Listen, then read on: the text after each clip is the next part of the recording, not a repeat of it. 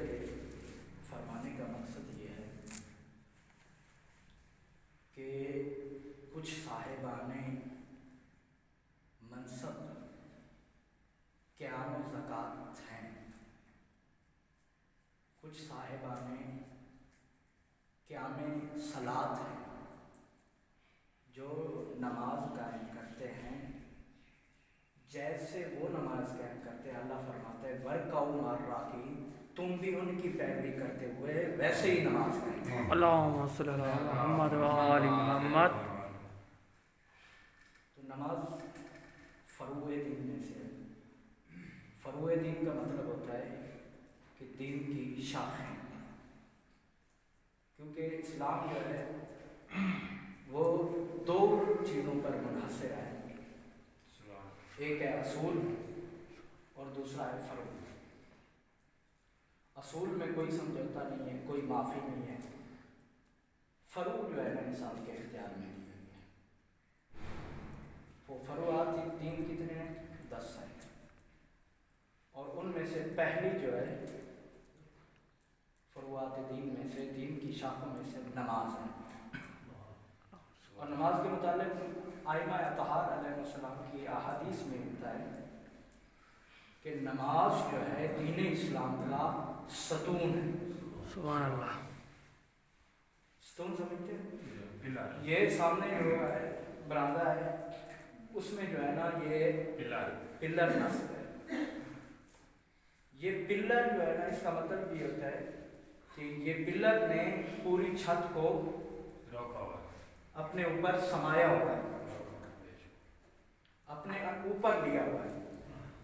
تو اسی طرح دین اسلام میں سے ایک ستون نماز ہے اور ایک پلر نماز ہے، جس نماز نے پورے دین اسلام کو اپنے اوپر لیا ہوا ہے۔ سبحان اللہ۔ اب سوال یہ پیدا ہوتا ہے کہ وہ کیسی نماز ہے جس نے دین اسلام کو اپنے اوپر لیا ہوا ہے؟ تو بلا شبہ اور بلا شک میں یہ کہوں تو بجا نہ ہوگا کہ وہ محمد والے محمد کی کا پڑھنا طریقہ نماز ہے جس نے پورے دین اسلام کو اپنے اوپر لیا ہوا ہے، پورے دین اسلام کو اپنے اوپر لیا ہوا ہے، اور پورے دین اسلام کا پلر ہے۔ اور ہمارے لیے یہی ہے پیغام ہے کہ پیغمبر اکرم نے فرمایا کہ نماز اس طرح پڑھو جس طرح مجھے پڑھتا ہوا دیکھو۔ اور پھر نماز میں اللہ نے نماز کے پڑھنے کے طریقے میں اللہ نے ہمیں کچھ اختیارات دیے۔ کچھ مسلمان ہیں جن میں کوئی اختیار نہیں ہے، اور کچھ چیزوں میں اختیار دے دیے۔ وقت کی نزاکت ہے، ایک ہی مثال دیتا ہوں تاکہ بات سمجھ آ جائے۔ وہ اختیار کیا ہے کہ جیسے جو ہے نا سورہ حمد کے بعد اللہ نے یہ اختیار دے دیا ہے کہ آپ کوئی بھی سورت پڑھ سکتے ہیں، یعنی اللہ نے پابند نہیں کیا ہے کہ یہ فلاں سورت پڑھو، یا مثلا اللہ نے یہ نہیں کہا کہ سورہ کوثر پڑھ دو، سورہ توحید پڑھ دو، فلاں فلاں جتنی بھی سورتیں ہیں، کوئی ایک سورت کو اللہ نے منتخب نہیں کیا، بلکہ سورہ حمد کے بعد اللہ نے اختیار دے دیا ہے کہ تم چاہو تو جو مرضی سورت پڑھ لو۔ اور اسی طرح یہ انسان کے اختیار ہے۔ اور مسلمان کیا ہے؟ مسلمان کی مثال یہ ہے کہ جیسے سورہ حمد، پہلی 2 رکعتوں میں سورہ حمد صرف ہی سورہ حمد پہلے پڑھ سکتے ہیں۔ نماز شروع کی آپ نے تکبیرۃ الاحرام کی، تکبیرۃ الاحرام کرنے کے بعد آپ صرف جو ہے نا سورہ حمد کی تلاوت کریں گے پہلی 2 رکعتوں میں، اور اس کے بعد اختیار اور نا اختیار میں یہ جو ہے نا یہ بات سمجھ آ گئی؟ ماشاءاللہ۔ ایک سلوات پڑھتے ہیں، اللہم صلی علی محمد و آل محمد۔ اب میں لے آنا یہاں پر چاہتا تھا کہ یعنی کچھ واجبات نماز ہیں اور کچھ ارکان نماز ہیں اور کچھ مستحبات نماز ہیں۔ واجبات نماز میں سے ایک ہے ذکر. واجبات نماز میں سے ایک کیا ہے؟ ذکر. ذکر کا کیا مطلب ہوتا ہے؟ کہ تلاوت کرنا، پڑھنا، ذکر کرنا، یاد کرنا. جیسے اللہ فرماتا ہے الا بذکر اللہ تطمئن القلوب، میرا ذکر کرو جو دلوں کو اطمینان بخشتا ہے. نماز کے واجبات میں سے ایک ہے ذکر. ذکر کا مطلب ہوتا ہے تلاوت کرنا، پڑھنا. اور وہ ذکر کیا ہے پوری نماز میں؟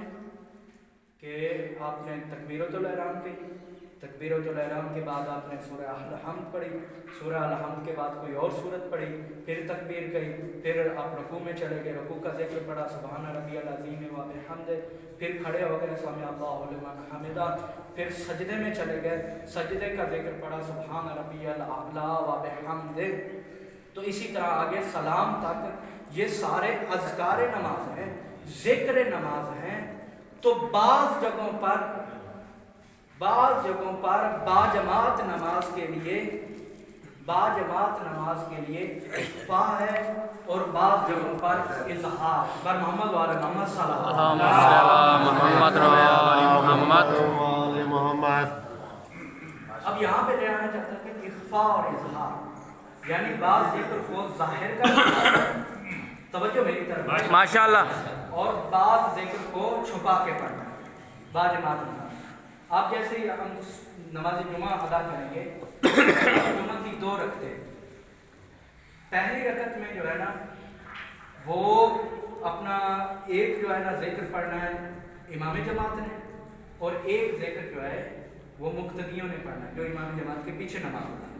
مثلا آپ لوگ، تو میں نے جو جتنا بھی ذکر ہے میں نے سارا ذکر پڑھنا ہے، اور اظہار اور اخفاء کے ساتھ جو ہے نا، بعض نمازوں میں اظہار کے ساتھ، جیسے ظہرین کی نمازوں میں اخفاء کے ساتھ، اور باقی نمازوں میں اظہار کے ساتھ.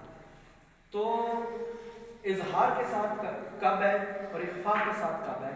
اظہار کے ساتھ یہ ہے پہلی 2 رکعتوں میں سورۃ تین کی تلاوت جب کی جائے گی تو امام جماعت بآواز بلند آواز سے تلاوت کرے گا سورۃ تین، سورہ فاتحہ کی، اور ایک اور سورت کی امام جماعت بلند آواز سے تلاوت کرے گا.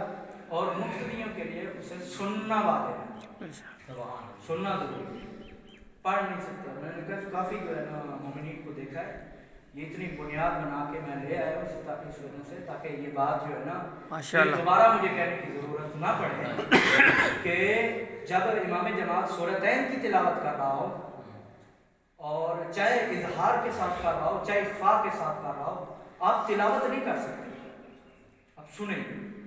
اور جب اخفاء کے ساتھ ہے تو آپ سبحان اللہ کا ذکر کریں گے. سورتین کے علاوہ باقی سارا ذکر آپ امام جماعت کے ساتھ ساتھ کریں گے. لیکن ایک بات کا اور بھی خیال رکھیں کہ میں نے بعض اوقات محسوس کیا ہے کہ بعض مومنین جو ہے نا وہ امام جماعت کے ساتھ آواز ملانے کی کوشش کرتے ہیں. آپ اتنی آواز میں پڑھیں، امام جماعت صرف بلند آواز سے پڑھے گا تاکہ امام جماعت کی آواز سب تک پہنچے، اور مقتدیوں کے لیے جو پیچھے نماز ادا کر رہے ہیں وہ اتنی آواز میں تلاوت کریں صرف وہ اپنے آپ اپنے کانوں تک سن سکیں، ساتھ والے بندے تک بھی آواز نہ پہنچے. بر محمد وعلی محمد صلی اللہ علیہ وسلم.